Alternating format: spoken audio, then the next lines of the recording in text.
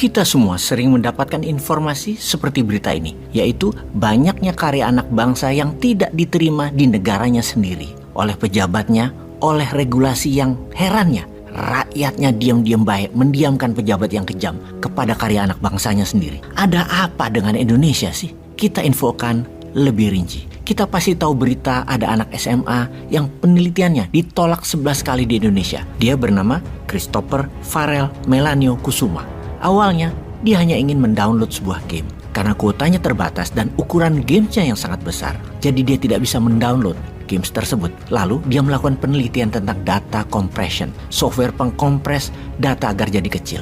Akhirnya dia mendapatkan banyak insight dari penelitian tersebut.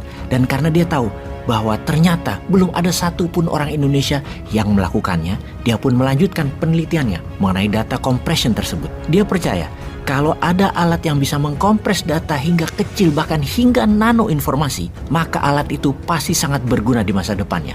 Lalu hasil penelitiannya dibawa di banyak ajang kompetisi daerah maupun nasional, tetapi penelitiannya tidak ada yang menanggapi. Ditolak bahkan sampai 11 kali, tapi dia tidak menyerah. Hingga suatu hari dia melihat peluang di mana ada pengumuman di Google melalui media online tentang lomba penelitian, dan dia pun mengambil kesempatan mengajukan penelitiannya tersebut ke Google. Seminggu kemudian dia mendapatkan email dari Google kalau penelitiannya lolos dan mendapatkan sponsor dari Google, juga mendapatkan visa buat pergi ke kantor Google di Amerika untuk mempresentasikan algoritma temuannya tersebut. Tak disangka ternyata Google tertarik dengan penelitian anak tersebut, yang kemudian dia diajak kerjasama dengan Google dalam proyek selama satu semester 6 bulan dia di sana. Hasilnya compressing data tersebut, sudah bukan Indonesia ini yang punya kekayaan intelektualnya, ngapain dipikirin. Kita lanjutkan lagi nasib anak jenius lainnya dari Indonesia yang ditolak banyak universitas di Indonesia, yang namanya Audrey Yu, berasal dari Surabaya.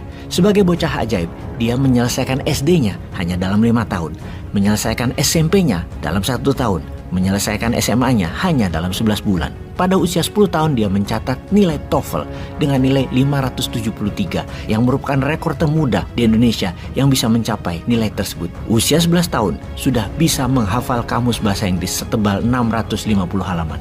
Ketika usia 13 tahun tidak ada satu universitas di Indonesia yang mau menerima dirinya, yang akhirnya dia memilih ke Amerika karena menjadi rebutan banyak kampus ternama di Amerika. Dan pilihannya dia masuk ke Universitas Virginia di Amerika. Dia mengambil jurusan fisika di University of Virginia, lulus dalam 2 tahun dengan nilai sempurna. Sekarang dia mengajar bahasa di Tiongkok buat siswa-siswi Tiongkok yang mau melanjutkan studi di luar negeri, juga untuk siswa agar lulus ujian SAT atau Scholastic Aptitude Test, sebuah tes untuk mengukur kemampuan calon mahasiswa untuk bisa melanjutkan ke sekolah tinggi di Amerika. Oke, kita mundur sebentar ke pesawat N250-nya Pak Habibie yang jenius. Sebuah pesawat fly-by-wire, karyanya tersebut adalah sebuah mahakarya penerbangan dunia. Pak Habibie melihat bahwa dengan 17.000 pulau di Indonesia, untuk membuat kesetaraan, maka semuanya harus terkoneksi. Maka untuk menyambung pulau satu dengan yang lainnya, untuk transportasi dan distribusi, pesawat berbaling-baling dengan mesin turboprop yang hanya memerlukan landasan pendek, murah biayanya, irit adalah solusinya. Hanya dengan menyambungkan semua jalur, maka kesetaraan akan terjadi di Indonesia. Disambungkan menggunakan pesawat N250 dan serial pesawat karya anak bangsa lainnya. Namun, hingga saat ini, produksi massal tidak terjadi. Impian sudah 30 tahun lebih tidak pernah dimulai, diabaikan, tidak dilanjutkan, tidak dipermudah, tidak dibantu. Kita juga tahu nyali pejabat itu takut dengan hegemoni Barat dan hegemoni Tiongkok. Impian menguasai dirgantara Indonesia itu dipatahkan oleh IMF. Hingga saat ini tidak ada yang berani melawannya.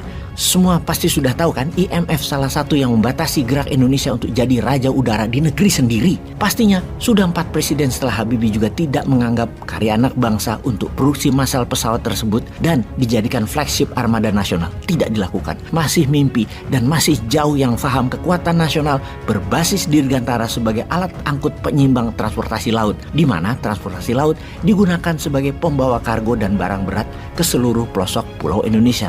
Dan transportasi udara untuk angkutan manusia dan dokumen adalah yang tercepat. Kita bertanya lagi, ada apa dengan Indonesia atas kekuasaan kedirgantaraan? Kok tidak dilanjutkan oleh kita sekarang? Nunggu main. Oke, kita tengok ke Elon Musk, maka pasti kita mengingat atau menengok ke Ricky Elson, sang jenius listrik yang di tahun 2012 pemuda Indonesia ini sudah membangun mobil listrik jauh sebelum Elon Musk membangunnya di Amerika. Di mana kita tahu di awal Tesla dibangun, beda dengan mobil listriknya Ricky Elson dibangunnya. Di sini di Indonesia dipersulit, sedangkan di Amerika Tesla mendapatkan subsidi pajak yang besar. Bahkan ketika membangun pabrik baterainya dapat pinjaman lunak dari negara dengan jumlah hingga hampir 4 billion dolar. Kita mobil listrik Ricky tidak lulus uji emisi. Latai bener ya, masa mobil listrik ada emisi gas buang yang membahayakan lingkungan? Bilang aja Indonesia nggak boleh maju, harus di bawah Amerika, harus manut di bawah Tiongkok dan seterusnya. Abadinan jaya, sampai miskin Indonesia harus ikut mereka, sampai habis sumber daya alam, nggak boleh makmur, harus begini-begini saja, diam-diam baik, nggak usah macem-macem itu Indonesia. Bisa panjang barisan karya anak bangsa yang akan membuat Indonesia sesungguhnya bisa jadi global player dalam waktu dekat. Namun hal itu tidak akan jadi kenyataan kalau masih old man yang berkuasa, yang pro kekuasaan hegemoni, bukan pro kekuatan anak bangsa dan kekuatan sendiri. Sahabat, bagaimana komentar sahabat akan informasi kali ini?